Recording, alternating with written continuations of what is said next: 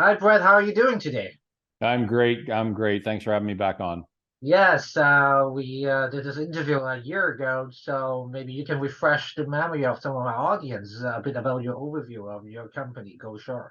Yeah, Goldshore Resources is a mid-stage development company. We've been working for the last 2 years on defining a resource at the Moss Gold Project.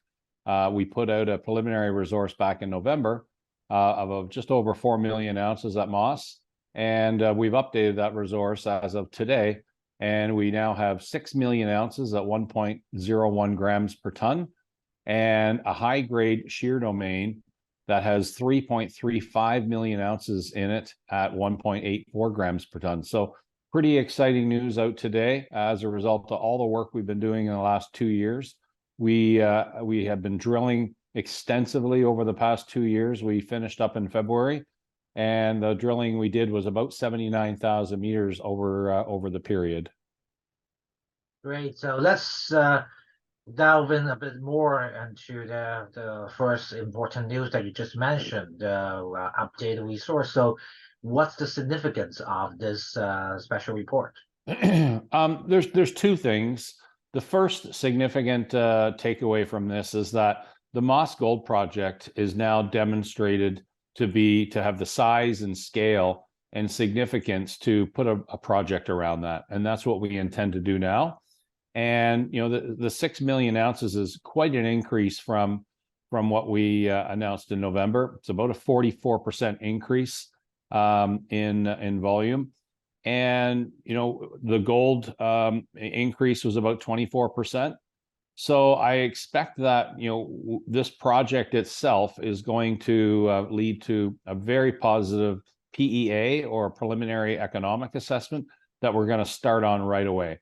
And I think the second takeaway is that this is just one of 30 targets we have in our land package that are known to be mineralized. The strike along Moss extends for about 8 kilometers total, and we have 3.5 kilometers of resource in the middle of it. So I think it's significant because there's extensive growth at Moss, but all of the other targets we have need to be tested, and that'll be the work we do over the next 12 to 24 months. Great to hear. So there's a few things leading up towards this big news. You have done the preliminary metallurgical testing. What's the potential? What's the data there shows? Well, the data shows significant recovery increases from the previous PEA that was done 12 years ago. We have recoveries at Moss of 93% and recoveries at East Coldstream of 98%. So really significant increase in recoveries. Very confident that we can achieve those. We do have more metallurgical testing to do. And quite frankly, I think the game changer here is if we can get some positive testing. The preliminary tests are extremely positive, but positive testing with column leach testing that will demonstrate that we can heap leach the low-grade material. So from there, it will be a decision as to what we treat through a heap leach, and then what we treat through an actual plant through a CIL circuit. Very important to hear that. And you also mentioned in your intro, you added some high-grade shears in the Moscow project. Can you explain a little bit to the audience about that? Yeah, in the center of the resource and trending subvertical, so up and down, we have this high-grade shear domain, which contains 3.35 million ounces at 1.84 grams. That's significant because we'll sequence the high-grade material through the mine plan early on so that we can capture the economics of higher grade material being processed early on in the mine plan.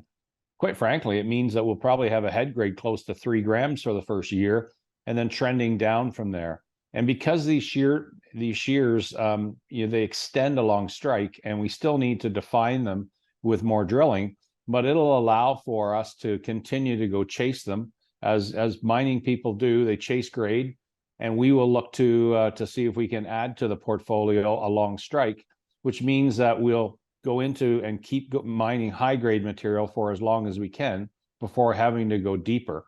And some of that may be outside of the existing resource. We need to define that. But this is an exciting piece of our story, is that we'll be one of the highest grade open pit development projects in Canada once we get through a PEA and get through our studies, I think this is going to be quite compelling from an economic output standpoint. Well, really exciting times for Goldshore. So you also recently raised about $6.9 million, and who are the investors in that one, and how are you going about to use the proceeds? Yes, some of the major institutions were Sprott investment funds, and I think at the end of the day, there was certainly a lot that went to Canaccord and that went to Laurentian and through their distribution. We don't have a big institutional base, and I think that'll change as we start to re-rate and as people start to see that this project is real and it has grade. Excuse me. I think we'll see some more institutions look at this and want to invest in it, because this will be a real project at the end of the day. So, our plan right now is to preserve as much capital as we can. Very uncertain times from a geopolitical and a macro standpoint. Gold is strong. We get that, but we want to make sure that we have enough cash to get us well past the PEA. We expect the results to be out in September or October. There's no magical date. We don't have a date for it yet, but I feel that it'll take about that long to do. And we have enough cash to do that. Now, ideally, I would love to be out in the field drilling today, but, our share price, it took quite a hit. It went down in the early part of this year. We raised money at 17 cents. I think we're trading around 30 cents today. So, it was very difficult for us to even contemplate raising enough capital to do drilling early in the year. But, it's something we may consider later in the year. Strategies change based on kind of where the company is, where the share price is, and where we think we can, raise a bit of money, do some drilling, and add more value. This is all about value creation for our shareholders.